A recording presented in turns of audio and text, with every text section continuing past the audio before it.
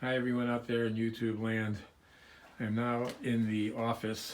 I'm sorry, not the office. I'm in the museum, the Warren's Occult Museum. I'm just going to scan around real quickly in the museum area, and then I'm going to show you one artifact and talk about it.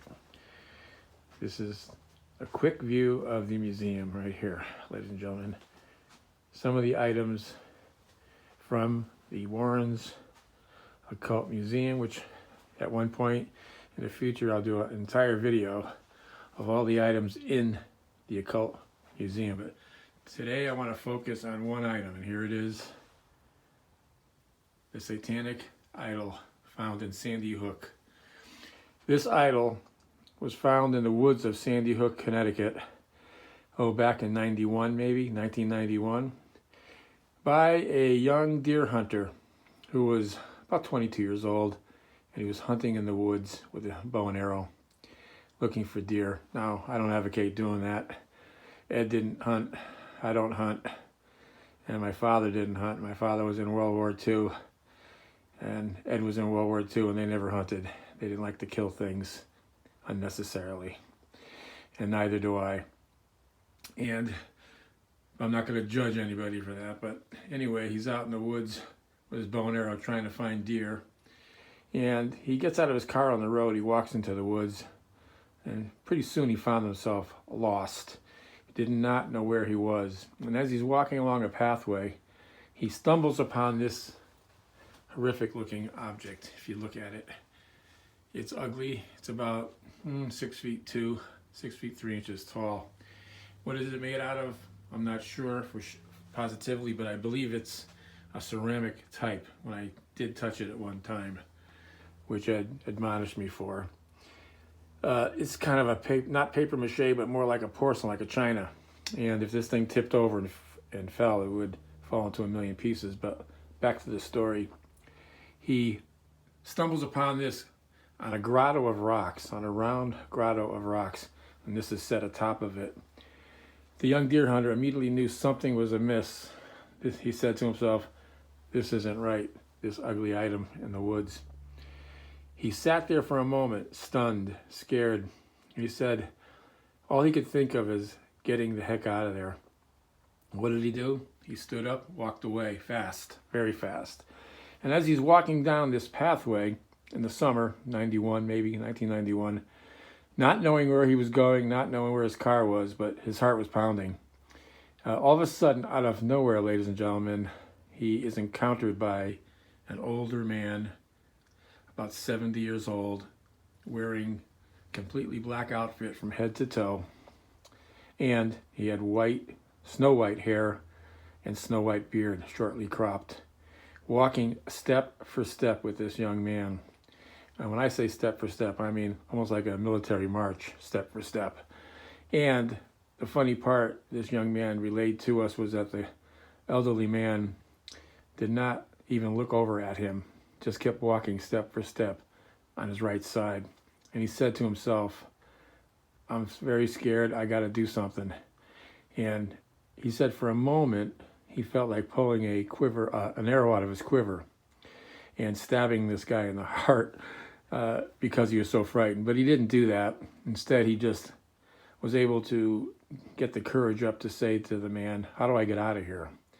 He said the man never spoke, never even looked over at him, just pointed his finger to the right. And after he did that, he just walked away slowly, away from this young man. And the young man now is really frightened. His heart's really pounding, saying this guy was really creepy. Gets to his car, finds it, goes home, tells his buddies. His buddies immediately say, "Well, why don't you call Ed Warren? He lives right in Monroe, next town over, 2 towns over." And so he did. And Ed and Lorraine did go out after speaking to the young man on the phone, and he met this young man on the roadway. The young man said he thought he could find his way back, and he did. And as soon as Ed saw this ugly statue out in the woods, he knew what it was. And he said to the young man, after the young man described that white-haired man, said to the young man, he said, "I know exactly who that guy is.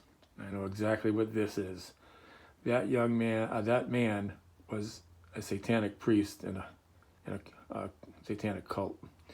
And this is a satanic worship idol. And then Ed looked and said, and he was with Lorraine, he said, I'm taking this back to the museum. It doesn't belong in the woods. And he did. He loaded it in his car, drove it back to the Warrens Occult Museum here, where it still stands, of course, today. Has not been moved. I'll go around a little bit here so you can see a little bit better the close-up of it. Oh, the eyes staring there, straight ahead there. Okay. Trying to get a good shot of it for you guys. And it goes down to the floor where there's a base right there. It's all made out of like some kind of a ceramic. Pretty heavy too though. Anyway, he gets it back to the museum. There's no problem, Ed says to me later. No, everything was fine. And then what happened was this. About 3 days after Ed put this in the museum, he was out in the driveway changing the wipers on his cars in the summer. Lorraine was about 25, 30 feet down the driveway watering some flowers. And Ed turns and sees Lorraine, and Lorraine waves at him. That was how Lorraine was. She would wave immediately and say, "Hi, hon." You know, and he'd say, "Hey, we're going to go to lunch after I fix these wipers." She says, "Okay." And he goes back to doing the wipers.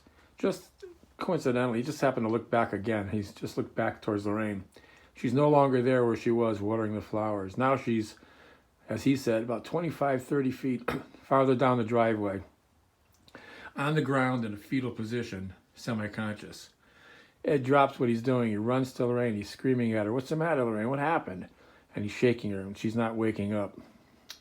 He calls an ambulance, and they brought her to St. Vincent's Hospital in Bridgeport, Connecticut. For 3 days, she was in the hospital, in and out of consciousness. I did go visit her with my wife, Judy, on the next day, the next morning, and she was really out of it. It's like someone hit her in the head, and she had the flu at the same time. She was just semi-conscious. The doctors did lots and lots of tests.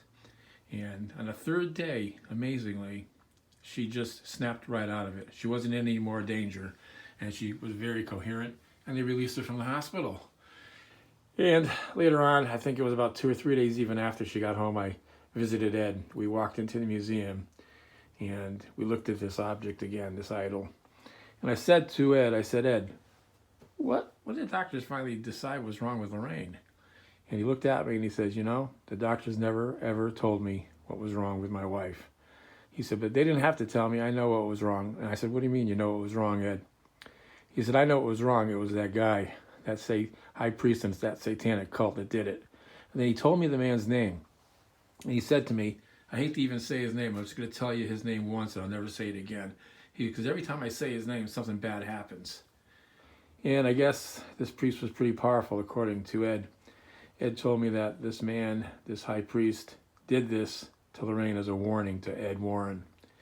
He knew that Ed was very knowledgeable in the rites of reverse ceremonial magic.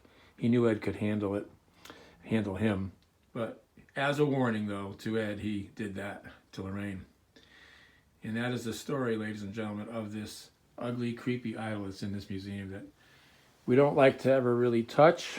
We don't like to give it much recognition, except, of course, I'm giving it some recognition today as an educational tool to you guys out there and as the official Warren's channel to let you in on some of these objects up close and personal, you know. So for that, I'm going to end this video now, and we'll see you again.